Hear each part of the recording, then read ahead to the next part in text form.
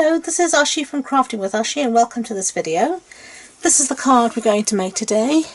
It can be a sympathy card or a card to send to someone when they're not feeling that well and you hope they get better soon. Okay, so let's get started. The supplies are very simple. This is just a normal standard A6 card base and I've used the thick Whisper White for that. And then on top I'm going to mat just a layer of normal Whisper White, and this measures 10 centimeters by 14.6 centimeters. So now I'm just going to sponge the colour on. The first colour I'm going to use is this one called Daffodil Delight, and this is one of the new ink pads, so easy to open. So just going to get some colour on there, and I'm just going to start off, as you can see here, I've started on previous ones. I start off the page and then come onto the page just gently. For some reason for me it always squeaks, but it's not the end of the world. And don't worry that it seems to be a bit blotchy.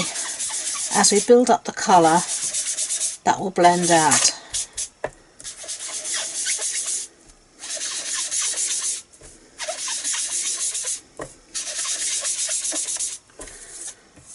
I actually do like the effect sometimes, and I do it on purpose to get some of the blotchiness because it just gives texture and interest to the background. So that's my first layer. So that's just the Daffodil Delight. Now I'm going to bring in this one. This is the Pumpkin Pie. Okay, so I'm just going to use the same, it's got a bit much on there.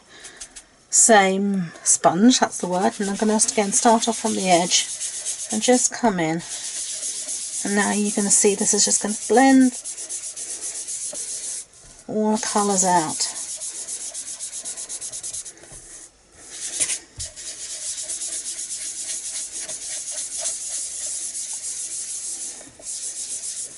Okay.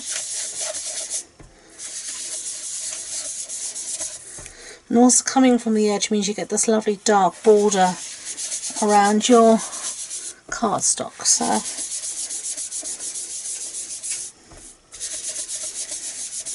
some places like there I want it to be darker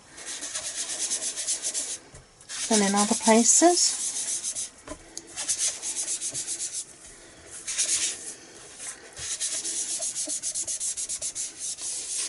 Okay, so there. That's our pumpkin pie. Now that actually looks quite good by itself, but I do want to add just a little bit of this, and this is our old styling pads. This is the Calypso Coral. Okay, oh, the sun's just come out here, so I'm just going to take a bit from the edges.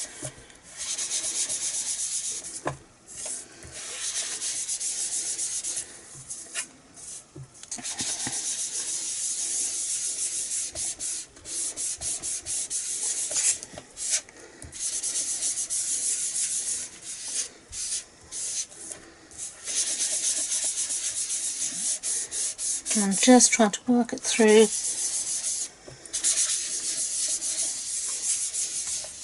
Smoothing out any harsh lines. I don't think that looks too bad. You know, it's meant to be a sunset. I just want to come in here with a little bit more, I think. There in the corner.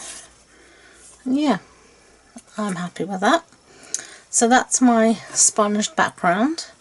So let me close this one up. So this is the old style. Okay, put that over there out the way. So now we're ready for some stamping. So I'm going to bring the Stamparatus in, because if I make a mess with the stamping on this, it's going to be difficult to have to redo the whole background. So I'm going to use the Stamparatus instead. So I'm going to place my stamp where I want. Let me show you the stamp set actually. This is the Rooted in Nature stamp set, and it comes in two parts.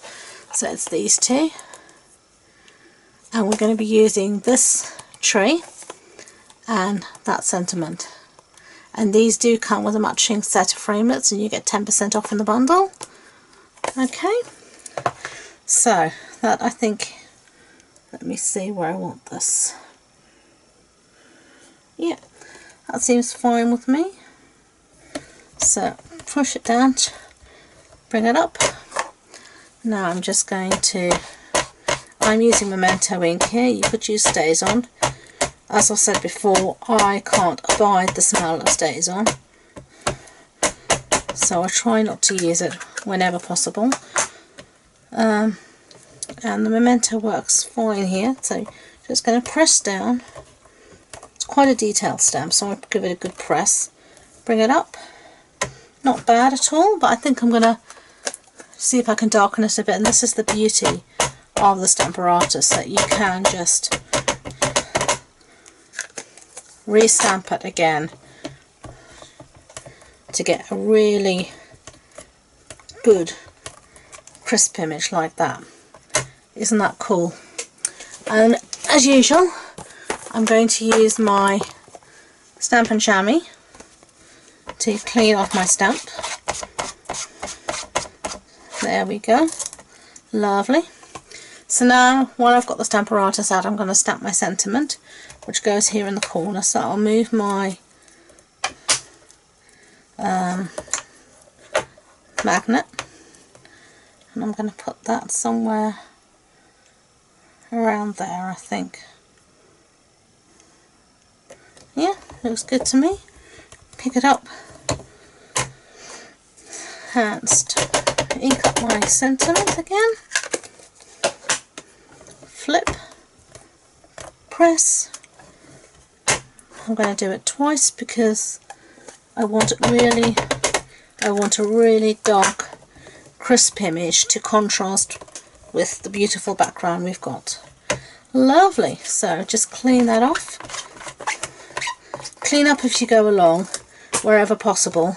It doesn't turn into such a palaver afterwards. Well, that's what I say, and well, don't always manage it, but I do try. Okay, so there we go. So now the last thing I'm going to do is put some lines under the tree so it doesn't look like it's floating in midair. I'm just going to get my Project Life pens for that. Okay, so all I'm going to do is just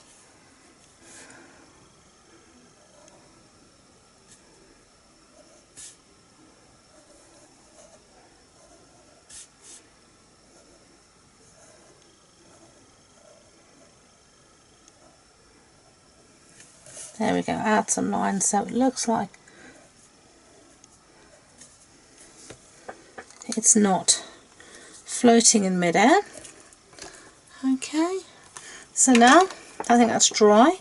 It's ready to adhere to the base, so I'm going to use my snail, and well, this time I got it the white way round, but I did manage to get the cap closed. As you can see, I did start on the back, but I wasn't happy, so as always, cardstock has two sides. That's why it has two sides, for us to make a mistake the first time. Not a problem. Now I'm just going to adhere that to my base like that. And then the last thing I'm going to do is just I'm going to add some tiny pearls at the bottom here. I'm going to use these ones. This is these are the old packets, but it's exactly the same for the new ones. It's just a different configuration on the piece on the card, but they're exactly the same style. So I'm going to put one there. It doesn't want to come up for me. There we go. Another one there. And the final one. Whoops, wrong way around. Okay, so there we go. So this one's been a bit darker. That's the one I made before. That's the one I made now. You can see the different styles, different ways you sponge. You can do whatever you like. Okay, so as usual, all the supply list and the sizes and everything will be on the blog post associated with this video on my website. There'll also be the supply list. If you've got any questions, please don't hesitate to get in contact with me. And thank you for watching again, and until next time, enjoy being creative. Bye!